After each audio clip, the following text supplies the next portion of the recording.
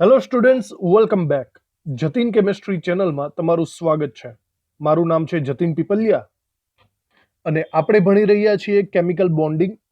Chemical બોન્ડિંગના આજના 28મા લેક્ચરની અંદર આપણે શક્તિ સ્તરના આલેખ વિશે સમજવાનું છે. આણ્વીય કક્ષકવાદના અગત્યના મુદ્દાઓ અને LCAO થિયરી આપણે લાસ્ટ લેક્ચરમાં ભણી ગયા હતા. આ લેક્ચરમાં આપણે ખૂબ જ અગત્યની એવી આણ્વીય ચિતારની માહિતી લેવાની છે અને એની પ્રેક્ટિસ કરવાની છે. તો આ છે 28મો લેક્ચર. ચલો શરૂ કરીએ આને. તો આણ્વીય કક્ષકોના શક્તિ સ્તરના આલેખ, બરાબર જોજો, આને આણ્વીય ચિતારના નામે પણ ઓળખવામાં આવે છે. આણ્વીય ચિતાર. આ આણ્વીય ચિતારની જો હું વાત કરું તો બરાબર રીતે સાંભળજો. આ આણ્વીય ચિતાર એ દ્વિપરમાણવીય અણુ માટે આપણે વિચારવાનો છે. દ્વિપરમાણવીય અણુ મતલબ જે અણુની અંદર બે પરમાણુ હોય માત્ર એના માટે જ. અને એક લિમિટેશન છે કે 20 ઇલેક્ટ્રોનથી ઓછા હોય, 20 ઇલેક્ટ્રોનથી ઓછા હોય તેવા અણુ માટે વિચારવાનો છે. બરાબર, ટોટલ ઇલેક્ટ્રોન 20 થવા જોઈએ. આના વિશેના આણ્વીય ચિતાર વિશે આપણે સમજૂતી મેળવવાની છે. આનો મતલબ એમ થયો કે આપણે બે કક્ષાઓ વિશે જ વિચારવાનું છે, પહેલી અને બીજી કક્ષાઓ. જો 20 ઇલેક્ટ્રોનથી ઓછા ઇલેક્ટ્રોન ધરાવતા અણુઓ વિશે વિચારવું હોય તો તમારે એની અંદર 1s 2s અને 2p બસ માત્ર આટલાનો જ સમાવેશ કરવો પડે, નહીં તો પછી 20 ઇલેક્ટ્રોનથી વધી જશે. આણ્વીય ચિતારને તમે બરાબર રીતે સમજવાની કોશિશ કરો તો આપણે અહીંયા આણ્વીય ચિતારને જરા સમજીએ. આગળ આપણે જે આણ્વીય કક્ષકવાદ ભણી ગયા ને એની અંદર આપણે એવું સ્પષ્ટ રીતે બોલેલા હતા કે બે પરમાણવીય કક્ષકો હોય એના સરવાળા જેટલી જ આણ્વીય કક્ષકો બને. જુઓ, આણ્વીય ચિતાર કંઈક આપણે આવી રીતે દોરશું. આપણે આની અંદર 3 ભાગ પાડવાના રહેશે. 3 ભાગ, બરાબર. આમાં આ ભાગની અંદર આપણે પરમાણવીય કક્ષકો લખવાની છે. આ ભાગમાં પણ આપણે પરમાણવીય કક્ષકો લખવાની છે. બે પરમાણવીય ભેગા થાય અને વચ્ચે અણુ બને તો વચ્ચેની સાઈડ આપણે આણ્વીય કક્ષકો લખવાની છે. આ બરાબર રીતે યાદ રાખજો. આવી રીતે આપણે સિસ્ટમેટિકલી લખવું પડશે. હવે બરાબર જુઓ, એક પછી એક જોતા જઈએ. સૌથી પહેલા આપણે 1s કક્ષક વિશેનું નોલેજ લઈએ. તો દાખલા તરીકે બે પરમાણુ આપણી પાસે ભેગા થાય છે, બરાબર જોજો. એમાં એક પરમાણુની 1s કક્ષક આ બાજુથી આવે છે અને બીજા પરમાણુની 1s કક્ષક આ બાજુથી આવે છે. જ્યારે આ 1s અને આ 1s ભેગી થશે ત્યારે ટોટલ બે આણ્વીય કક્ષકો રચાશે, એવું આપણે ભણી ચૂક્યા છીએ. આ બે આણ્વીય કક્ષકો પૈકી એકની ઉર્જા ઓછી હોય જ્યારે બીજાની ઉર્જા વધારે હોય, એવું પણ આપણે ભણી ચૂક્યા છીએ. તમને યાદ હશે, આ સ્પેશિયલી આપણે આવી રીતે ડ્રો કરતા હતા અને આને આવી રીતે દર્શાવતા હતા.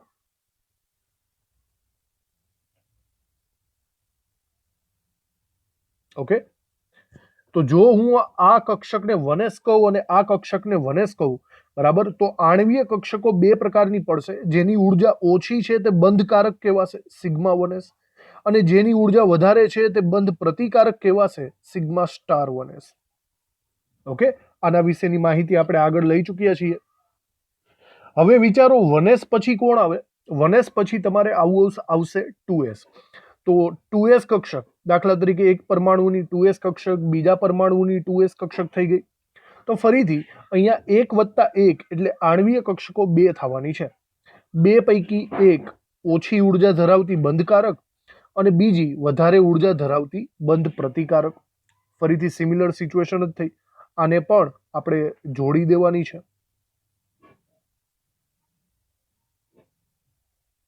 આવી રીતે. ઓકે, આનું નામ થશે 2s, આનું 2s અને 2s 2s ભેગા થાય એટલે બે આણ્વીય કક્ષકો રચાય. એક છે સિગ્મા 2s બંધકારક અને બંધ પ્રતિકારક, સિગ્મા સ્ટાર 2s. આવી રીતે થાય 1s 2s. અને હવે ખૂબ જ ઇમ્પોર્ટન્ટ, હવે આવે છે 2p. હવે આપણને ખાસ ખબર છે કે 2p કક્ષક હોય તો એની અંદર 3 પેટા કક્ષકો આવે છે, 2px, 2py અને 2pz, બરાબર. અને આ ત્રણે ત્રણની ઉર્જા એક જ સમાન હોય છે. આખો જે આપણો આણ્વીય ચિતાર છે ને એ ઉર્જાને રિલેટેડ છે. ઉપર તરફ જાઓ એમ ઉર્જા વધે છે. તો બરાબર રીતે વિચારો કે જો હું બંને પરમાણવીય કક્ષકોની 2p કક્ષક લખવા જઈશ ને તો આ 2p કક્ષક એક પરમાણુની 3 આવશે આ બાજુ, અને બીજી બાજુ પણ એક પરમાણુની 3 આવી રીતે આવશે. હવે જો હું આણ્વીય કક્ષક બનાવીશ તો 3 + 3 કેટલા થશે? 6 થઈ જશે. આનો મતલબ એમ થયો કે 6 કક્ષકો પૈકી 3 કક્ષકોની ઉર્જા ઓછી છે બંધકારક, અને 3 કક્ષકોની ઉર્જા વધારે છે બંધ પ્રતિકારક. તો આણ્વીય ચિતાર કંઈક આવી રીતે થશે, આવી રીતે થવો જોઈએ. બરાબર, ધ્યાન રાખજો. હવે થોડુંક એવું ટ્વિસ્ટ આવે છે આની અંદર. અહીંયા આ જે આણ્વીય કક્ષકો જે 3 છે એ 3ની ઉર્જા સરખી નહીં હોય. તમને જરા ફટાફટ યાદ દેવડાવી દઉં કે આગળ આપણે બહુ સારી રીતે ભણી ચૂક્યા છીએ પરમાણ્વીય કક્ષકોનું ધન અને ઋણ સંમિશ્રણની અંદર કે હંમેશા 2px અને 2py જે પરમાણ્વીય કક્ષકો હોય તે પાઈ બોન્ડિંગ ધરાવે છે. તમને યાદ હશે સિગ્મા બોન્ડ અને પાઈ બોન્ડ. જ્યારે જે 2pz કક્ષક છે, 2pz કક્ષક એ હંમેશા સિગ્મા બોન્ડિંગ ધરાવે છે. તો અહીંયા પ્રકાર પડે છે, બે કક્ષકો પાઈ બોન્ડિંગ વાળી છે, એક કક્ષક સિગ્મા બોન્ડિંગ વાળી છે. એટલે આ જે 3 કક્ષકો છે ને એ લાઇનસર નહીં ગોઠવાય, એ ઉપર નીચે ગોઠવાશે. હવે આ ઉપર નીચે ગોઠવવાના બે પ્રકાર છે, બરાબર ધ્યાનથી જોજો. ઉપર નીચે ની ગોઠવણી કંઈક આવી રીતે થાય છે. ઉપર કંઈક આવી સિચ્યુએશનમાં ગોઠવાય છે, બરાબર જોજો. 3 કક્ષકો, આ 3 કક્ષકો પૈકી એક કક્ષકની ઉર્જા વધારે છે અને બે કક્ષકોની ઉર્જા ઓછી છે અને સમાન છે. આના ઉપરથી એક વસ્તુ સ્પષ્ટ થાય છે, જે આ એકલો છે એ 2pz વાળો હશે, અને જે બાકીના બંને છે એ 2px અને 2py વાળા હશે. સમજ પડી? 2px અને 2py વાળા એ બંને પાઈ બોન્ડિંગ ધરાવે છે એટલે એક સમાન થઈ જશે, અને 2pz વાળા સિગ્મા બોન્ડ ધરાવે છે એટલે એ એકલો રહી જશે. ક્લિયર? તો આવી સિચ્યુએશન કંઈક આપણને જોવા મળશે. આપણે આને યાદ રાખશું માટે. આપણે માટેની નિશાની આવી રીતે જ કરતા હોય ને, માટે ગણિતના દાખલા ગણતા હોય તો માટેની નિશાની ઉપર માટે આવશે. હવે નીચેની સાઈડ માટે પછી માટે પણ આવી શકે, એટલે કે નીચેની સાઈડ કંઈક આવી સિચ્યુએશન પણ આવી શકે. તો આપણે એને યાદ રાખશું માટે માટે. ઉપર પણ માટેની નિશાની, નીચે પણ માટેની નિશાની. અને કદાચ એવું પણ બની શકે કે નીચેની નિશાની ઉલટી પણ થઈ જાય. ક્યારેક આવું પણ બને. તમને યાદ હોવું જોઈએ કે આ નિશાની છે કારણ કે ની. ગણિતમાં, મેથ્સમાં કે ગમે તેમાં, ફિઝિક્સમાં આપણે કારણ કે શોર્ટ ફોર્મમાં દર્શાવવું હોય તો આપણે આવી રીતે દર્શાવતા હોય છે, ઊંધું માટે. તો બરાબર જોજો, ફરીથી બોલું છું, 2p કક્ષકો, 3 2p કક્ષકો, પરમાણ્વીય કક્ષકો જ્યારે ભેગી થાય ત્યારે ટોટલ 3 + 3 6 આણ્વીય કક્ષકો બનશે. અને આ આણ્વીય કક્ષકો બે પ્રકારે ગોઠવણી પામે છે. કાં તો માટેની સિચ્યુએશન, એટલે કે આવી રીતે માટેની સિચ્યુએશન, ઉપર પણ માટે, નીચે પણ માટે. અને કાં તો માટે કારણ કેની સિચ્યુએશન, કારણ કે એટલે કે આવી રીતે ઉપર નીચે વિરુદ્ધ સાઈડ. બંને પોસિબિલિટી થશે. ઓકે, તો બરાબર રીતે યાદ રાખજો. આમાંથી જે બંને ભેગી છે ને એને આપણે પાઈ નામ આપશું. દાખલા તરીકે આપણે નામ આપી જ દઈએ. આપણે માટેની સિચ્યુએશન દ્વારા એને નામકરણ કરવાની કોશિશ કરીએ. આ બધાને તમારે જોઈન્ટ કરી દેવું પડશે આવી રીતે.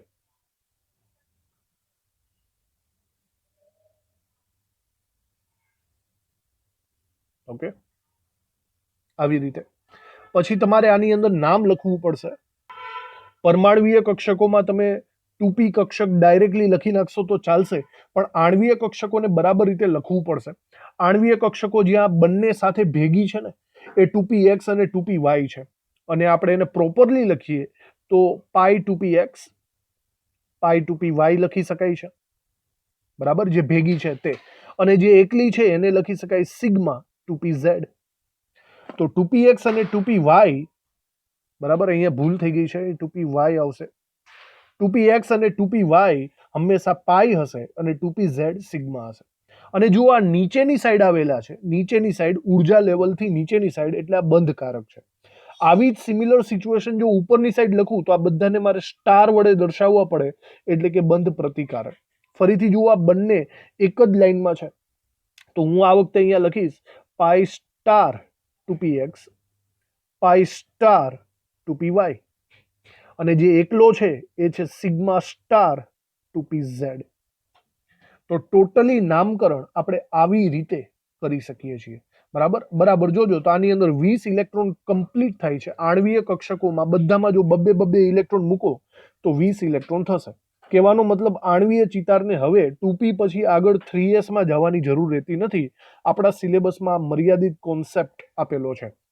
તો આટલી વસ્તુ તમારે બરાબર રીતે જો પ્રેક્ટિસ કરશો તો આવડી જશે. હવે આ માટે અને માટે કારણ કેનું શું લોજિક છે એના વિશે હું સમજાવી દઉં. બરાબર, પ્રેક્ટિકલી એટલે કે જ્યારે પ્રયોગ કરવામાં આવે છે ત્યારે એવું માનવામાં આવે છે કે જ્યારે 14 ઇલેક્ટ્રોનથી ઓછી સંરચના હોય ને, બરાબર જોજો, 14 ઇલેક્ટ્રોન કે તેથી ઓછી સંરચના ત્યારે તમારે માટેની સિચ્યુએશન લગાવવી પડે છે. અને 14 ઇલેક્ટ્રોનથી વધારે જ્યારે કોઈ ઇલેક્ટ્રોન જશે ત્યારે તમારે માટે કારણ કેની સિચ્યુએશન લગાવવી પડશે. જોજો બરાબર, જ્યારે તમે આણ્વીય ચિતારમાં ઇલેક્ટ્રોન ભરશો ત્યારે નીચેથી જ ભરવાના રહેશે. 1 2 3 4 5 6 7 8, પછી 9મો ઇલેક્ટ્રોન અહીંયા આવે, 10મો ઇલેક્ટ્રોન અહીંયા આવે. 9 10 બંને સમાન ઉર્જાવાળા છે. પછી 11 12 13 14. જુઓ છે 14 ઇલેક્ટ્રોન ક્યાં આવ્યા? 14 ઇલેક્ટ્રોન આ લેવલથી નીચેની સાઈડ આવેલા છે. દેખાણું કે નહીં? આ લેવલથી નીચેની સાઈડ 14 ઇલેક્ટ્રોન છે. જો 14 ઇલેક્ટ્રોન આ લેવલથી નીચેની સાઈડ હોય તો આપણે સિચ્યુએશન હંમેશા માટેની જ કરવાની છે. સમજ પડી? માટે પણ બરાબર ધ્યાન રાખજો, જો હવે એક પણ ઇલેક્ટ્રોન ઉપર ગયો ને, એક પણ ઇલેક્ટ્રોન, દાખલા તરીકે કોઈ અણુ છે એમાં 15 ઇલેક્ટ્રોન છે, તો 14 ઇલેક્ટ્રોન પછી જ્યારે 15મો ઇલેક્ટ્રોન જો ઉપરની સાઈડ જશે ને તો આખા અણુના શક્તિ સ્તર બદલાઈ જશે. અને શક્તિ સ્તર એવી રીતે બદલાશે, બરાબર જોજો, કે આ માટેની નિશાની કારણ કેમાં કન્વર્ટ થઈ જશે કંઈક આવી રીતે. બરાબર, આ 2 વાળા એ ઉપર ચાલ્યા જશે અને સિગ્મા 2p z નીચેની તરફ આવતો રહેશે. તો જો એક ઇલેક્ટ્રોન ઉપરની સાઈડ જાય આ લેવલથી, એટલે કે 14 પછીના લેવલથી એક ઇલેક્ટ્રોન જો ઉપરની સાઈડ ગયો એટલે નીચેના શક્તિ સ્તર બદલાઈ જવાના છે. આ બરાબર ધ્યાનમાં રાખજો, કારણ કે આણ્વીય ચિતાર જો ખોટી રીતે દોરશો તો તમારા માર્ક્સ કપાઈ જશે. સમજ પડી ગઈ? તો આ ઇમ્પોર્ટન્ટ વસ્તુ છે. 14 ઇલેક્ટ્રોન કે તેથી ઓછી રચના હોય તો માટે, અને 14 ઇલેક્ટ્રોનથી વધારે એક પણ ઇલેક્ટ્રોન જાય 15 16 17 18 19 20 તો તમારે માટે કારણ કેની નિશાની દર્શાવવી પડશે. પછી કન્ટિન્યુ કરી શકો. 15મો ઇલેક્ટ્રોન 16 17 18 19 અને 20. સમજ પડી ગઈ વાતમાં? તો આવી રીતે તમારે ટોટલી આણ્વીય ચિતાર કરવાના છે. તો બસ આ જે પૂરેપૂરું લોજિક છે. હવે તમે જો થોડીક પ્રેક્ટિસ કરશો તો આણ્વીય ચિતાર દોરતા આવડી જશે તમને. આ જ આણ્વીય ચિતારની જો મારે ઇલેક્ટ્રોન રચના લખવી હોય, તમે કેમ પરમાણ્વીય કક્ષકોમાં ઇલેક્ટ્રોન રચના લખતા હોય 1s2 1s2 2s2 2p6 એવી રીતે, તો અહીંયા આણ્વીય ચિતારની ઇલેક્ટ્રોન રચનામાં જુઓ, સૌથી પહેલા સિગ્મા 1s આવશે, ત્યારબાદ સિગ્મા સ્ટાર 1s આવશે, સિગ્મા સ્ટાર 1s પછી sigma 2s, sigma star 2s. પછી હવે અહીંયા સિચ્યુએશન ડિપેન્ડ કરે છે કે માટે છે કે માટે કારણ કે આખી ઇલેક્ટ્રોન રચના બદલાઈ જશે. તો તમારે લાઇનસર 2 ટાઈપની ઇલેક્ટ્રોન રચનાને ધ્યાનમાં લેવી પડશે. એક 14 ઇલેક્ટ્રોન કરતા ઓછા હોય એવાની ઇલેક્ટ્રોન રચના અલગ થાય, અને 14 ઇલેક્ટ્રોન કરતા વધારે હોય એની ઇલેક્ટ્રોન રચના અલગ થાય. આપણે આ બંનેને લખી નાખશું. સૌથી પહેલા આપણે લખીએ કે 14 ઇલેક્ટ્રોન થી ઓછા ઇલેક્ટ્રોન ધરાવતા અણુઓ. હવે આવા અણુઓ ક્યાં ક્યાં છે બરાબર જોજો.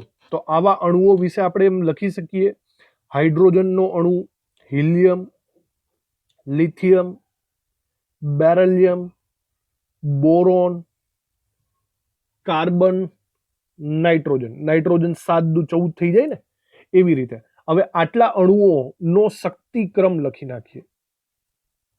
શક્તિક્રમ એટલે કે એની ઇલેક્ટ્રોન રચનાનો ક્રમ લખીએ. આમની ઇલેક્ટ્રોન રચનાનો ક્રમ આપણે માટે પ્રમાણે લખવો પડશે.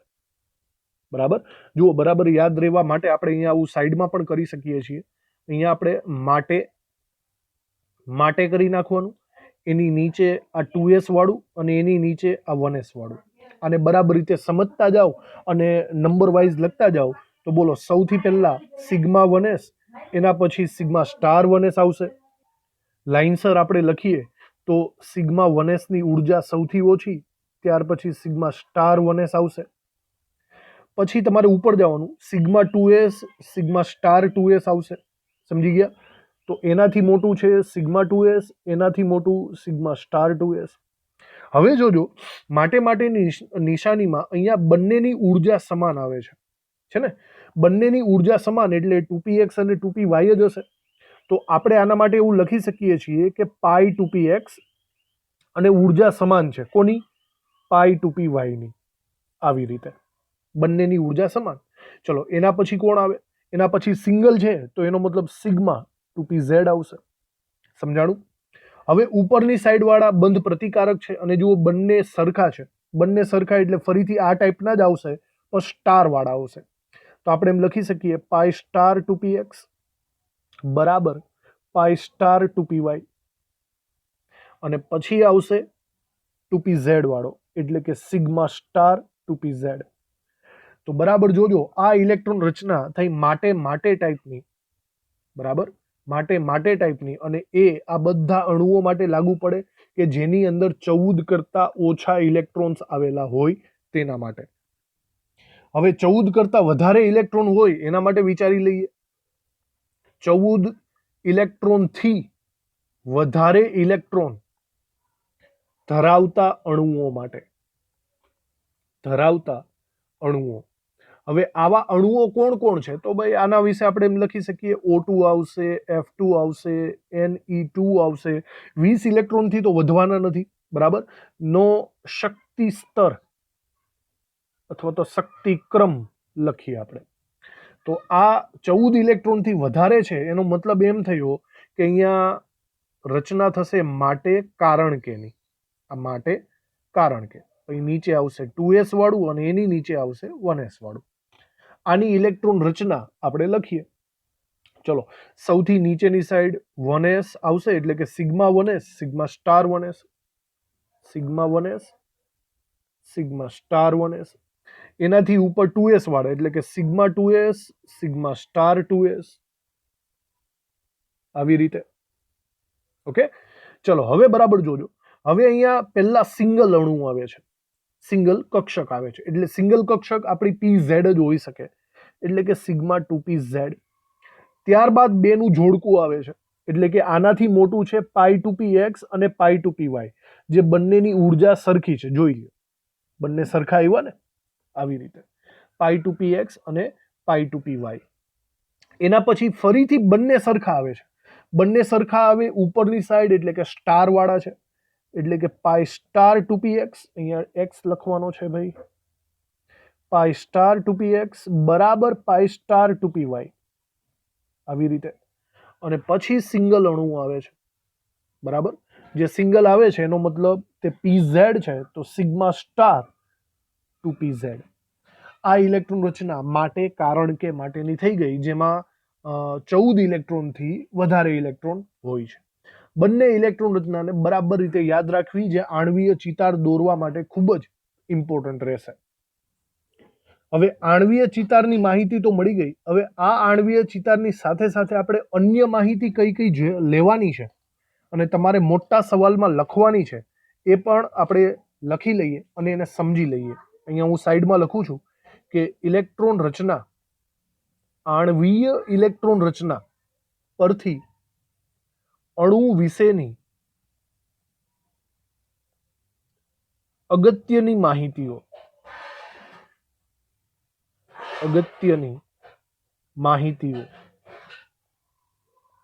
કઈ અગત્યની માહિતીઓ મળી શકે? તો બરાબર જોજો, આપણે અહીંયા ટોટલી 4 અગત્યની માહિતીઓ આના ઉપરથી મેળવીને લખવાની રહેશે. સૌથી પહેલા તો તમને જે અણુ આપેલો છે તે સ્થાયી છે કે નહીં, એની સ્થાયીતા ચેક કરવા માટે આણ્વીય ચિતાર ખૂબ જ ઇમ્પોર્ટન્ટ રહેશે. બીજું, અણુનો બંધ ક્રમાંક કેટલો છે? જે અણુ આપેલો છે દાખલા તરીકે N2, તો નાઇટ્રોજન વચ્ચે કેટલા બોન્ડ છે? Single bond, double bond, triple bond, 2.5, 1.5. તો બંધ છે કેટલા એ જાણવા માટે પણ આણ્વીય ચિતાર ઇમ્પોર્ટન્ટ રહેશે. પછી બંધનો સ્વભાવ કેવો છે? બંધનો સ્વભાવ મતલબ કે બંધ સ્થાયી છે કે અસ્થાયી એ પણ જાણવું પડશે. સ્થાયી છે કે અસ્થાયી એ પણ આપણને જાણીતી માહિતી મળી રહેશે. અને પછી આપણે ચુંબકીય સ્વભાવ વિશે પણ માહિતી મેળવી શકશું. ચુંબકીય સ્વભાવ બે પ્રકારના હોય, અનુચુંબકીય, પ્રતિચુંબકીય. આ ચાર માહિતીઓ આપણને આણ્વીય ચિતાર પરથી પ્રાપ્ત થવાની છે અને આપણે સવાલમાં લખવાનું પણ છે. તો આ ચારે ચારને પહેલા સમજી લઈએ, પછી પ્રેક્ટિસ આગળ વધારશું. સૌથી પહેલા આપણે જોવાનું છે અણુની સ્થાયીતા. કોઈ પણ અણુ એ સ્થાયી છે કે અસ્થાયી, મતલબ તે કુદરતમાં અસ્તિત્વ ધરાવે છે કે નથી ધરાવતો, એ કેવી રીતે ખબર પડે? જો તમે તેનો આણ્વીય ચિતાર પરફેક્ટ દોરશો તો ખબર પડી જશે.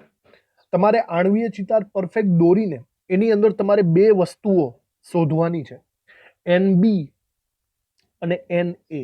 બરાબર ધ્યાનથી જોજો. NB નો મતલબ થશે બંધકારક આણ્વીય કક્ષક ના ઇલેક્ટ્રોનની સંખ્યા. બરાબર જોજો. અને Na નો મતલબ થશે બંધ પ્રતિકારક આણ્વીય કક્ષક માં રહેલા ઇલેક્ટ્રોનની સંખ્યા. બંધકારક અને બંધ પ્રતિકારક કોને કહેવાય એ ઓલરેડી આપણને ખબર જ છે. આપણે જે આણ્વીય ચિતાર ભણી ચૂક્યા છીએ એને બરાબર રીતે સમજજો. જેમાં સ્ટાર આપેલા છે ને, સ્ટાર એ બંધ પ્રતિકારક છે અને સ્ટાર નથી એ બંધ કારક છે. મતલબ જો હું NB ની વાત કરતો હોઉં તો બરાબર જોજો, આ જે નીચેની સાઈડ વાળા છે ને, સિગ્મા 1s, સિગ્મા 2s, પછી પાઈ 2px, પાઈ 2py અને સિગ્મા 2pz, આ બધા એ બંધ કારક આવશે. બંધ કારક એટલે કે બોન્ડિંગ NB. આની અંદર રહેલા ઇલેક્ટ્રોનની સંખ્યા તમારે ગણી નાખવાની, જેટલી હોય એટલી. એને આપણે NB નામ આપવાનું થશે. અને Na એટલે કે બંધ પ્રતિકારક એન્ટી બોન્ડિંગ આણ્વીય કક્ષકો એ કઈ હશે? એ સ્ટાર વાળા હશે. સ્ટાર વાળા એટલે કે જોઈ લો, સિગ્મા સ્ટાર 1s ની અંદર હોય એટલા ઇલેક્ટ્રોન, સિગ્મા સ્ટાર 2s, અને આ જે ઉપરની સાઈડ છે ને, પાઈ સ્ટાર 2px, પાઈ સ્ટાર 2py અને સિગ્મા સ્ટાર 2pz, એ બધા એ બંધ પ્રતિકારક એટલે કે Na ના ઇલેક્ટ્રોન છે. તમારે આ ઇલેક્ટ્રોન ગણી નાખવાના, જેટલા હોય એટલા. પછી શું કરવાનું? પછી બે પોસિબિલિટી થાય છે તમારી સામે. Na જાણી લ્યો અને NB જાણી લ્યો. પહેલા તો કે જો NB ની સંખ્યા વધારે હોય, બંધકારક કક્ષકોના ઇલેક્ટ્રોનની સંખ્યા વધારે હોય, તો એવું સમજજો કે અણુ સ્થાયી છે. અણુ સ્થાયી દર્શાવે છે, મતલબ કે કુદરતમાં તે અસ્તિત્વ ધરાવતો હશે. અને જો ઊંધું થાય, NB ની સંખ્યા ઓછી હોય અને બંધ પ્રતિકારકની સંખ્યા વધારે હોય, તો એવું સમજજો કે અણુ અસ્થાયી છે, એ કુદરતમાં અસ્તિત્વ ધરાવતો નથી, એવું તમારે સ્વીકારવું પડે. સમજ પડી? તો આ એક સિમ્પલ એવી વાત, NB અને Na દ્વારા અણુની સ્થાયીતા આપણે જાણી શકીએ છીએ. બીજું આપણે અગત્યની વસ્તુ જોઈ શકીએ છીએ એ છે બંધ ક્રમાંક. જે અણુનો આણ્વીય ચિતાર તમે દોરેલો છે એનો બંધ ક્રમાંક તમે જાણી શકો છો. બરાબર જોજો, બંધ ક્રમાંક જેને આપણે બોન્ડ ઓર્ડર એટલે કે BO ના નામેથી પણ ઓળખીશું, એનું એક સૂત્ર જ તમારે લાગુ પાડવાનું છે. અને આ સૂત્ર ડાયરેક્ટલી આવું છે, 1/2 NB - Na. NB - Na. આનો મતલબ એમ થયો કે તમારે સૌથી પહેલા Na અને NB તો ફિક્સ જાણવા જ પડશે. પછી આ સૂત્રની અંદર કિંમત મૂકી દો. તમારે આની વ્યાખ્યા લખવી હોય તો એ લખી શકાય કે NB અને Na ના મૂલ્યોની બાદબાકી કરીને એના અડધા મૂલ્ય 1/2 કરો તો એને બંધ ક્રમાંક કહી શકાય છે. બરાબર?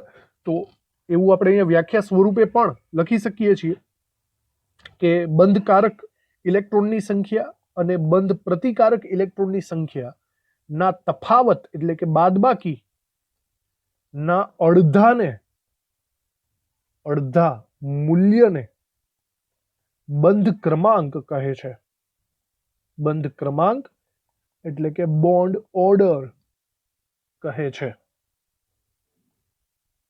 ઓકે, બંધ ક્રમાંક જાણ્યા બાદ એની સ્થાયીતા વિશે ફરીથી આપણે અનુમાન લગાવી શકીએ. બરાબર જોજો, બંધ ક્રમાંક એ નોર્મલી 1, 2, 3 હોઈ શકે છે. ક્યારેક છે ને તમને બંધ ક્રમાંક 1.5 પણ જોવા મળશે, ક્યારેક 2.5 પણ જોવા મળશે. બરાબર, આવા પણ પોસિબલ બનશે. તો અહીંયા આવી રીતે પણ આપણે લોજિક લગાવી શકીએ છીએ કે બંધ ક્રમાંકની સ્થાયીતા એટલે કે બંધના મૂલ્યની સ્થાયીતા શું છે. તો એના વિશે ફરીથી તમે એ જ લોજિક લગાવી શકો છો NB અને NA ની, કે જો તમારો બંધ ક્રમાંક ધન સંખ્યામાં આવે, બરાબર જોજો, પોઝિટિવ ધન બંધ ક્રમાંક આવે, બંધ ક્રમાંક હોય તો ઓટોમેટિક સમજી લેવાનું કે અણુ સ્થાયી છે. બરાબર જોજો, ધન સંખ્યા પોઝિટિવ સંખ્યામાં બંધ ક્રમાંક ક્યારે આવશે? જ્યારે તમારો NB મોટો હોય અને NA નાનો હોય.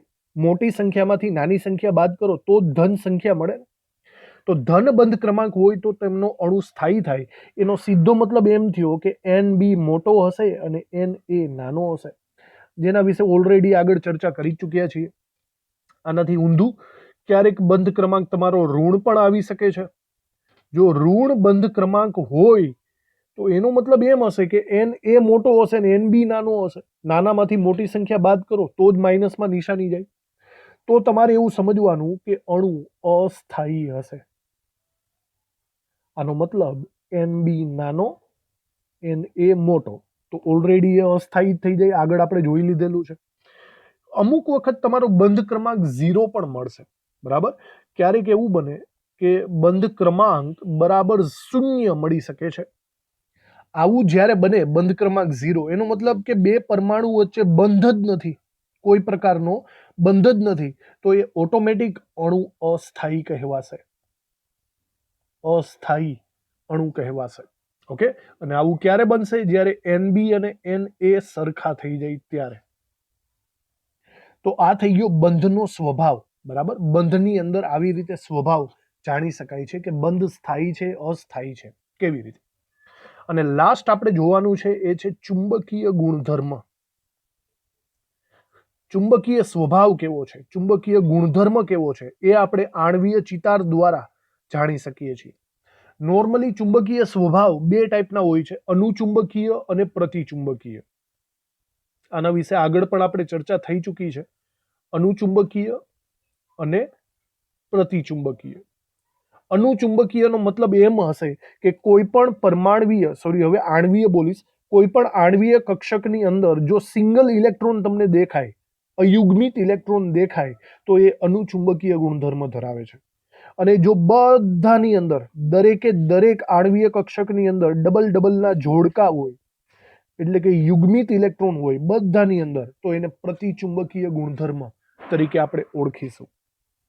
તો આના વિશે તો આપણે ઓલરેડી જાણીએ જ છીએ. તો આપણે એના વિશે લખી નાખીએ એક એક વાક્ય.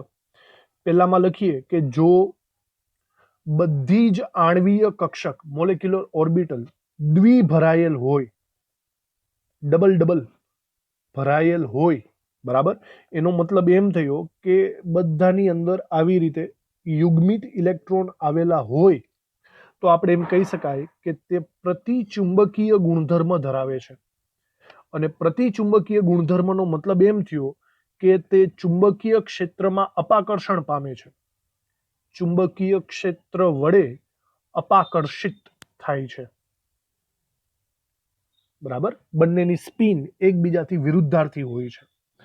અને જો બીજી વાત આપણે અહીંયા લખવા જઈએ તો આપણે એમ લખીએ કે જો એક કે એક કરતા વધારે આણવીય કક્ષક એકાંકી એટલે કે સિંગલ ભરાયેલ